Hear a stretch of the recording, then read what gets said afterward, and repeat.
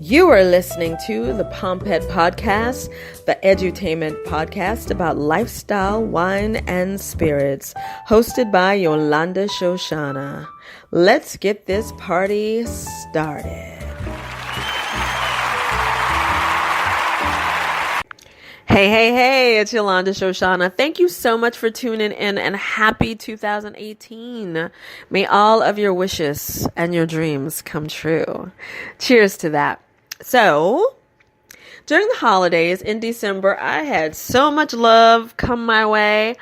I had quite a bit of wine and spirits sent to me. Shout out to everybody for the love.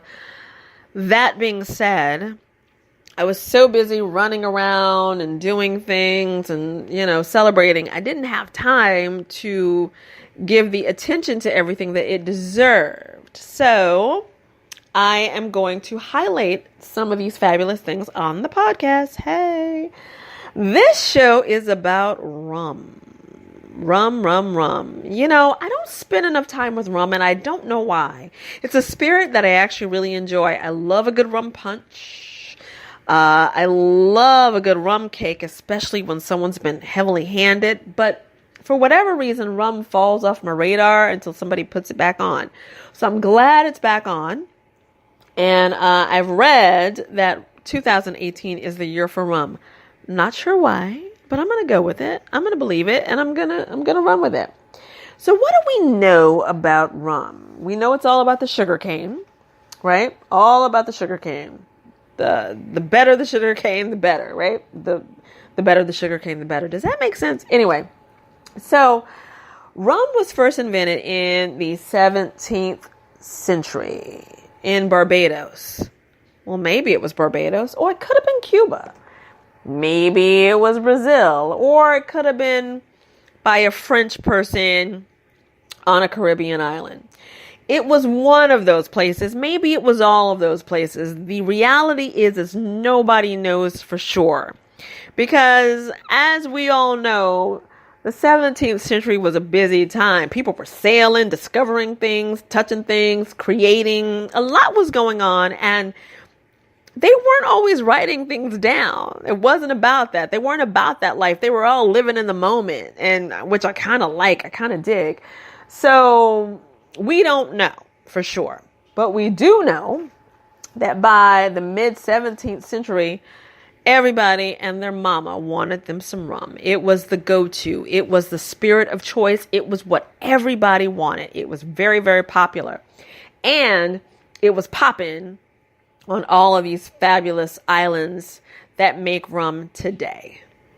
You have the light rum, which is great with cocktails. And then you have your gold and aged rums, which are also great with cocktails. Dark rums, spice rums, flavored rums, rum. I say try them all. But let's talk about the two that I just recently got, which I enjoyed both of them and for different reasons.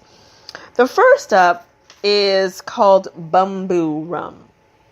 Bumbu, as in Bumbu, and it's made in Barbados. It's a craft rum based on a recipe by 16th and 17th century sailors, from the West Indies. In my mind, I'm seeing these men on a boat putting stuff in barrels and mixing it up and conjuring up. I would love to have tried their version, but they say that's where the recipe comes from.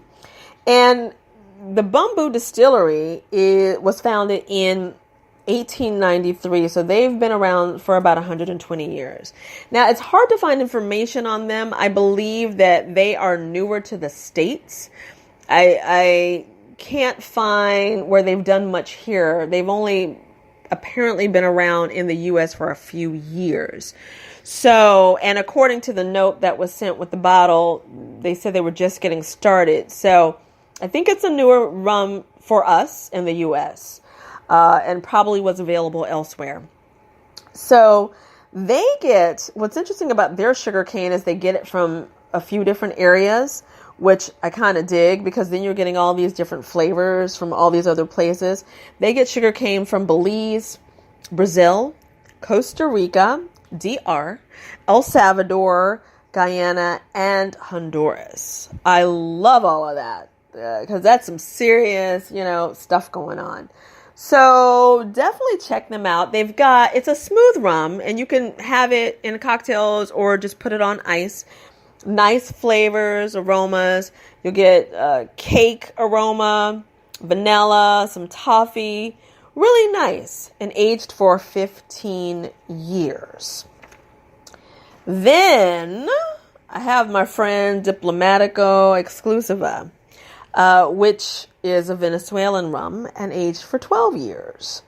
Very different than most rums on the market. This is a very unique rum. So if you're looking for something different, this is definitely going to be your bag of tea. Diplomático has only been around, though, since about 1959. For some reason, I imagine they have been around longer, probably because they really are on top of their rum game. They really do some great work. This bottle, nice, black, elegant, an adult version of a rum. This is not something you drink when you just want to get shit-faced. This is good stuff.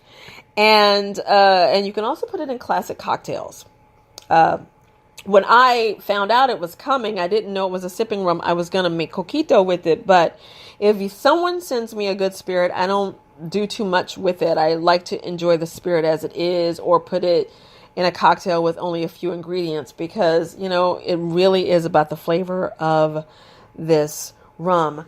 Diplomático also, their product is made with sugarcane molasses and sugarcane honeys, which I think is kind of sexy. So definitely a rum to try. Flavors of vanilla, chocolate, orange, and brown sugar. Those are some of the things that really stick out when you sip it. Just a pure delight, I'm telling you. Definitely worth your time. If you have a partner that's a rum lover, a parent, what have you, they would really enjoy this. So I enjoyed both of these rums, and they're different and for different reasons. I'd say Bumbu is more of your rum punch party kind of a rum, having a great time, while the Diplomático is I'm binging on a nice movie, Netflix kind of a night. And I would pair both of them with food.